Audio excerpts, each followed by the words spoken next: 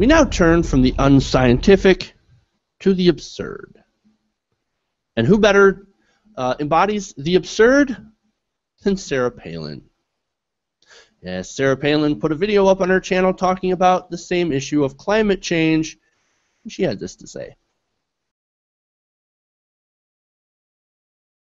Recently, thousands of environmentalists marched in New York demanding immediate action on climate change. Thankfully, though, more Americans are getting tired of the hysterics and are finally waking up to the con job. Here's the con. We're being told the planet will suffer catastrophically unless we cut our emissions, which means losing jobs, wrecking the coal industry, and dramatically hurting our economy.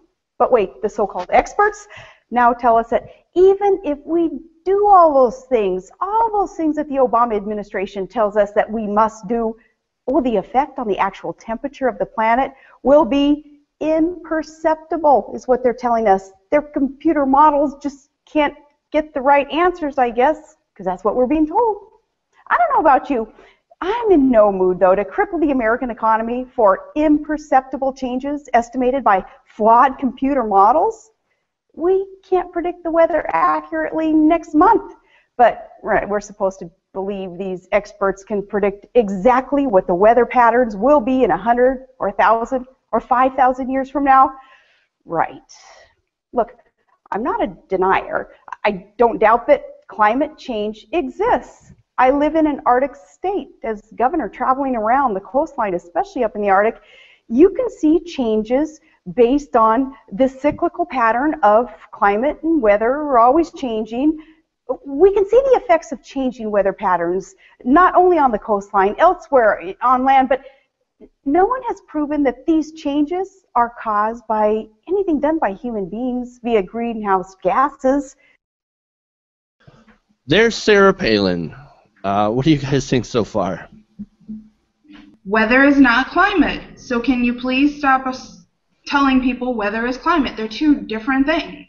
You can look outside and see the weather. You kind of have to know the area to know the climate. No, I love how she says, I'm not a denier while denying.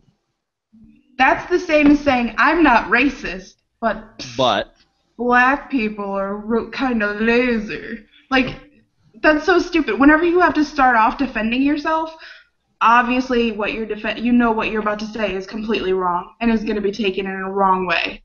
And just so everybody knows, I am not racist. I love black people. Haven can vouch for me. Well, okay, so if you're to take her for, at her position, she says, well, we don't want to do anything because it's going to wreck the coal industry. Yeah, well, the coal industry is a central part of the problem. Yeah, you're going to end up wrecking some sort of industry, but the beautiful thing about science and technology is that you can create new, better industries. I might have had to agree with 90% of what Sarah Palin said. She totally lost me at the end when she said it wasn't man-made. But the fact that the proposals don't have a long-term discernible impact on climate change is actually 100% true. She was interchanging weather and climate. She's Sarah Palin. She's not smart like that we know of. But where she started out about the climate march, totally agree. I got stuck in traffic for 6 hours at the climate march. So yeah, I'm Mark Ruffalo. All you guys, fuck you guys.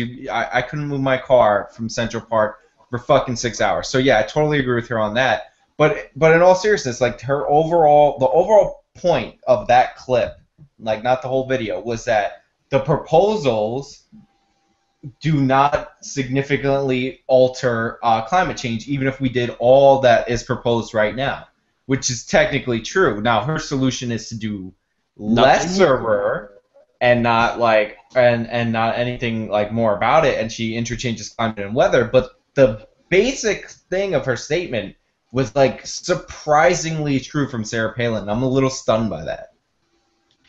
Okay, here's the comparison I'm going to make to climate deniers to put this in the best point, I think.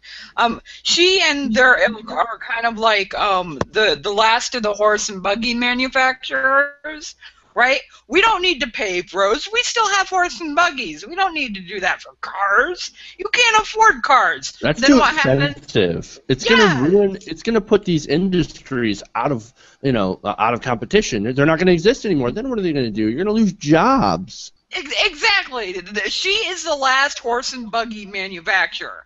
That's what Sarah Palin and climate deniers are. Eventually, people are going to get on the bandwagon. Things are going to change. The Earth is going to be better for it. And if we're wrong, all the more better. Then they could say, see, you were wrong, you're idiots. Fine. Wouldn't they? They love doing that anyway, so they'll get off on it, and everybody wins. I hate to be a dick and dissect an analogy, but one thing, they would get off the bandwagon because the horses pull the wagons, and number two, horse and buggies still exist. They're still outside of Central Park every day. You can still pay for them. So yeah, poo on that. Lucy? Let me say this to Sarah Palin. I will defend Sarah Palin. If you don't think the steps that we want to take are good, propose different steps, and then but don't deny the science. You know what I mean? Don't deny the science. Muddy the water. Like that's the biggest takeaway that you can take from Sarah Palin is that through her interchangeable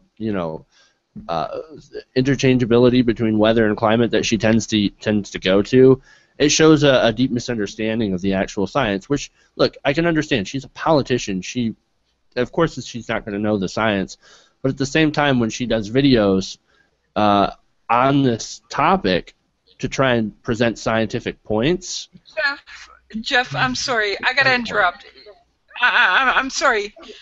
But she's not, you're being too kind. She's not even a politician anymore. She's a former loser who quit. She's not a politician anymore. She won't even go on YouTube with her channel. She can't even say she's a YouTuber. Okay, so she's a former loser politician who bilks money out of a pack, and that's it. She's an attention whore.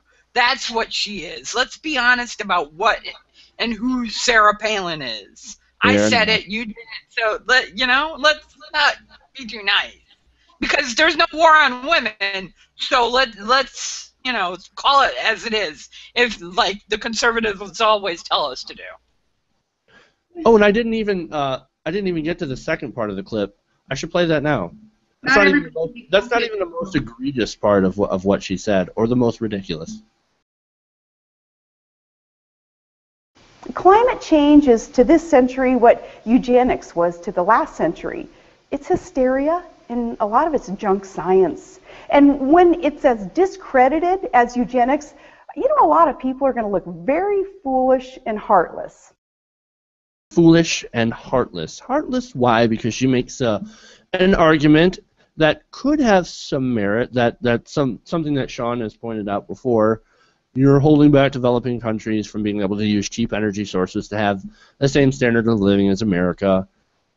But you can always counter that with, yeah, but climate change also tends to affect more of the poor areas anyway, because they can't really deal with the monetary costs of climate change. So, I just want to point out that was a very dick move of you, Jeff, saving that last clip, because I said I agree with her 98%, and then she drops the eugenics bomb, and so that's super unfortunate. Obviously, if she didn't lose me already, which she did, she lost me even more there.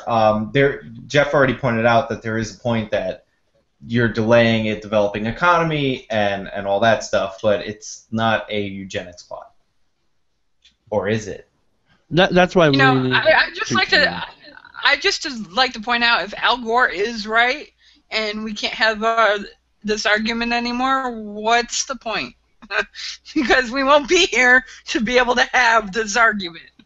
We keep dancing around that simple fact that if Al Gore is right, maybe we might get to that point, but my kid or her grandchildren, somewhere along that line, and they see shit like this, that's just sad. I just wanted to point that out.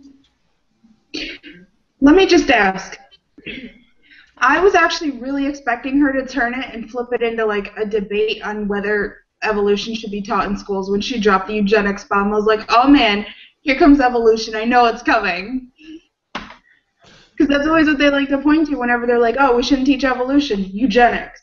But climate change, eugenics. It's pretty interesting, pretty tricky there, Sarah Palin. Don't make me defend Sarah Palin. Stop doing it, guys. Sarah Palin actually gave the right answer on an evolution question. She's like, my dad's a science teacher, and we believe up in Alaska that science should be taught in the science classroom, don't you know? I'm a little unclear on this, Jeff. Is she still not a denier, or is she a denier? I'm unclear. Clear that out for me. I think she's still a denier in the sense that she denies that it's human activity that's causing climate change, because she admits that, well, climate is changing, but it's a cyclical cycle. Don't you know?